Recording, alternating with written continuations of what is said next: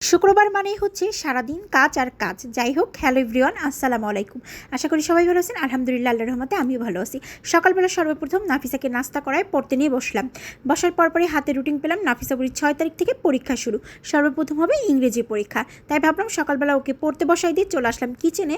আজকে কিচেনের সব কিছু পরিষ্কার করা হবে, ধোয়া ধাই সব করব। পরিষ্কার করা কমপ্লিট করে চলে আসলাম সিঙ্গারা খেতে। এদিকে আবার সিঙ্গারা সমোসা নিয়ে আসছে। ভাবলাম সকালের নাস্তা হিসাবে আজকে যেহেতু ফ্রাইডে একটু স্পেশালভাবে অন্য কিছু খাই, মানে সিঙ্গারাটা খাই। যেহেতু বাজার করে আসার সময় সিঙ্গারা নিয়ে আসছি। এদিকে চলে আসলাম রান্না বাড়া বসাইতে। যেহেতু শুক্রবার তাড়াতাড়ি রান্না করতে হবে, কারণ জুম্মার নামাজ শেষ হওয়ার পরপরই সবারই আসলে ক্ষুধা লেগে যাবে এবং খাওয়া দাওয়াটা স্টার্ট করতে হবে। তারপরে সর্বপ্রথম তেলটা দিয়ে ঝাল পেস্ট সব মশলা দিয়ে ভালো করে কষায় চিকেন বসাই দেবো। আজকে চিকেন আর গরুর মাংস আর হচ্ছে চিংড়ি লাউ রান্না করব। তো ভালো করে সর্বপ্রথম সব রকমের মশলা দিয়ে মরিচের গুঁড়া, লবণ, হলুদের গুঁড়া সব দিব। আর মরিচের গুঁড়া একটু বেশি দিব, কারণ আজকে চিকেনটা একটু হালকা স্পাইসি একটা টেস্ট নিয়ে রান্না করব। যেহেতু আমার বাবা একদমই ব্রয়লারের মুরগি পছন্দ করে না, এই জন্য ভাবলাম যে একটু মরিচ বেশি করে দিয়ে রান্না করলে সমস্যা হবে না। যেহেতু নাফিসা বুড়ি এখন অলরেডি মরিচ খাওয়া শিখে গেছে। মশলাগুলো ভালো করে কষাই নেওয়ার পরপরই দিয়ে দিলাম চিকেনগুলা।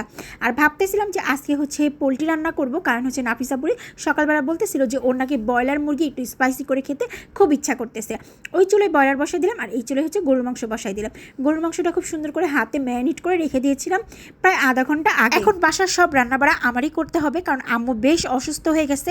আর আমি চাচ্ছিলাম যে আম্মু অসুস্থ থাকলে যেন একদমই চুলোর পাশে না আসে। তারপরে এদিকে আবার গরুর মাংস কষাতে কষাতে ওইদিকে কিন্তু আমার অলরেডি মুরগির মাংস রান্না করা প্রায় কমপ্লিট হয়ে আসতেছে।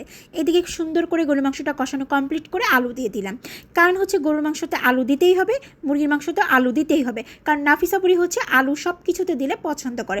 আলু এমন একটা জিনিস সব কিছুর সাথেই দেওয়া লাগবেই লাগবে। যারা আলু লাভার তারা কিন্তু সব কিছুর সাথে আলু খেতে বেশ পছন্দ করে। ওইদিকে হচ্ছে মুরগি রান্না করা প্রায় শেষের দিকে, গরুর মাংস শেষের দিকে। এইদিকে বসাই দিলাম লাউ চিংড়িটা। আর লাউ চিংড়িটা স্পেশালি হচ্ছে আমার বাবার জন্য রান্না করা, কারণ আমার বাবা লাউ চিংড়িটা খুবই পছন্দ করে। আর বাবা এদিকে রোজা রাখতেছে, তো চিন্তা করলাম যে লাউ চিংড়িটা একটু ঠান্ডা তরকারি এবং অনেক বেশি গরমও পড়ছে, সব কিছু মিলায়ে লাউ চিংড়িটা রান্না করলে বেস্ট হবে। এই জন্য লাউ চিংড়িটা বসাই দিলাম। চিংড়িটা ভালো করে কষাই নিলাম। আর চিংড়িগুলো কিন্তু মোটামুটি ভালোই বড় সাইজের। আর লাউটা এত পরিমাণের কচি আর জালি ছিল যে জাস্ট অল্প 2-4 মিনিটের মধ্যে দেখলাম লাউটা কষাতে কষাতে অলরেডি লাউটা কমপ্লিট হয়ে গেছে। এদিকে গরুর মাংস মুরগির মাংস রান্না কমপ্লিট হয়ে গেছে। ওইদিকে আবার নাফিসা বুড়িকে বলেছিলাম যে আমি রান্নাবাড়া করতে করতে তুমি খুব সুন্দর করে গোসল টোসল করে ফেলবে একা একা। যেহেতু আজকে আমি বাসায় সব কিছু একদম নাড়াচাড়া করছি, মানে সব কিছু গোছগাছ করতে করতে দেরি হয়ে যাবে।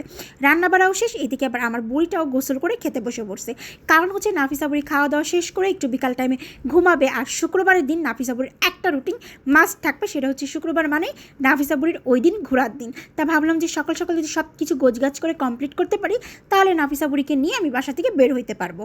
তারপরে খুব সুন্দর করে খাওয়া দাওয়া শেষ করলাম। আর যেহেতু নাফিসা বুড়ির কাজিন আসছে, তো সেই ক্ষেত্রে আজকে ঘুরতে বের হলে আরও বেশি মজা হবে। এদিকে আবার আমি একটু লাউ চিংড়ি দিয়ে খেয়ে নিচ্ছি। আর লাউটা এত টেস্ট বলার বাহিরে। শুকুর আলহামদুলিল্লাহ, শুকুর আলহামদুলিল্লাহ, আলহামদুলিল্লাহ, সব দিক থেকে আজকে পারফেক্ট একটা দিন ছিল। লাস্টে কোক খেলাম। আল্লাহ হাফিজ।